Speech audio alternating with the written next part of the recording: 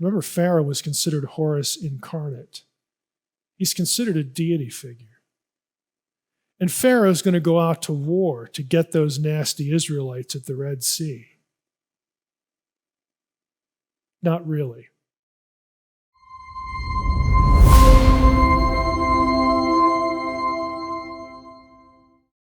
Here's another one. Again, this is something that's not an unseen realm. We didn't even get into this on the podcast, but it's just fascinating. The tabernacle procession, scholars have noticed, is actually sort of laid out. Even the tabernacle itself, and the way it moves and so on and so forth. It's laid out in the formation of a war camp. And of course, God is the warrior here. Remember Exodus 15:3? The Lord is a man of war. The angel is leading the procession to Canaan. It seems very logical that the whole complex would be laid out like a war camp. And scholars have noticed this. And they've also noticed that, the tabernacle actually has some differences with the temple in the way it's laid out. Now, those two observations taken together, I want to show you some things. Here's the tabernacle, and it's a very familiar, picture. If you're a Bible student, you know the basic, outline structure of the tabernacle. You see the holy place with the two compartments. The one in the back is, the Holy of Holies where the Ark of the Covenant is. That's way back, to the left here, upper left-hand corner of your screen. Holy of Holies, and then you have the rest of the holy place. And you've got a few objects, you've got the brazen altar, so on and so forth, slaughtering tables and whatnot. You got this big court. Now, if you look at the temple next to it, it's got the holy place, and that has two compartments, Ark of the Covenant and all that. But the front here doesn't have a lot of this stuff in it.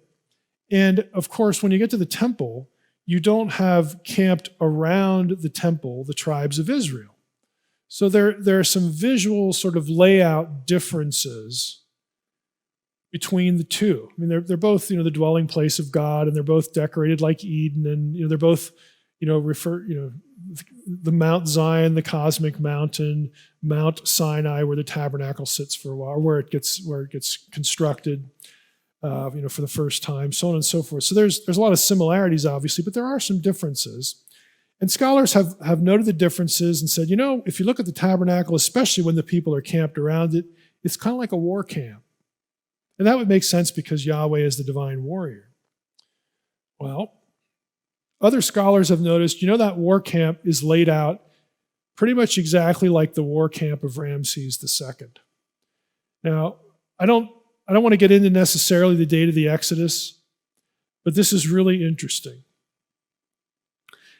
The war camp of Ramses II is known more predominantly because there's so many depictions of it and of Ramses. So other pharaohs could have laid out their war camp the same way, but Ramses II is just the best and convenient example, and he happens to be one of the pharaoh candidates for one view of when the Exodus happened. So regardless of whether you like that chronology or a different one, don't worry about it. Just think about the camp. Think about Pharaoh's war camp. Here's tabernacle. Here's a schematic, a little drawing here. You'll notice here at the top, Ramses II's war camp. And I'm going to show you actual pictures of this in a moment, paintings of it. You've got this outer perimeter. You've got an entryway, a long entryway, like a hallway, just a long entryway here in a courtyard. Then you've got a reception tent where you got royal officials, people who are intermediaries between visitors and Pharaoh. Then you have Pharaoh's chamber. Look at the tabernacle. You've got the entrance. You walk straight forward here. You get the holy tent, the holy place. The Holy of Holies is right here. And even in the temple, you've got some sense of this, at least sort of this linear structure. Here's a painting of Ramses' war camp. You'll notice, again, you've got this entryway right here. There's an opening. You go down the corridor, and you hit where he has his attendants, And then in the inner sanctum is where the Pharaoh is, or a symbol of the Pharaoh, or the Pharaoh's deity, or whatever it is. It would depend on the occasion, really. But isn't that interesting? What's more than it just being sort of an oddity interesting is which warrior wins. Which one wins? It's just another way where the Exodus narrative and the whole deliverance from Egypt is designed to establish the superiority of Yahweh over the gods of Egypt. Remember, Pharaoh was considered Horus incarnate. He's considered a deity figure. And Pharaoh's going to go out to war to get those nasty Israelites at the Red Sea.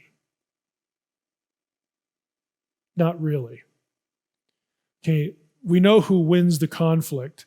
And again, to sort of just dig or to reinforce the concept, when the tabernacle is constructed and God instructs the people how to camp around it, it tells everyone, including the nations around Israel, that know what's going on here, that this people is migrating from Egypt, to somewhere.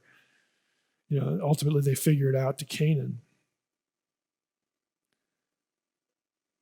Their divine warrior really is. He really is one. He's defeated the gods of Egypt and Pharaoh. So it's just more theological messaging. As a highlight, again, if it does, regardless of whether it's Ramses or not, but this is a good argument for the historicity of the tabernacle, because it correlates very nicely with historical material that nobody's going to dispute.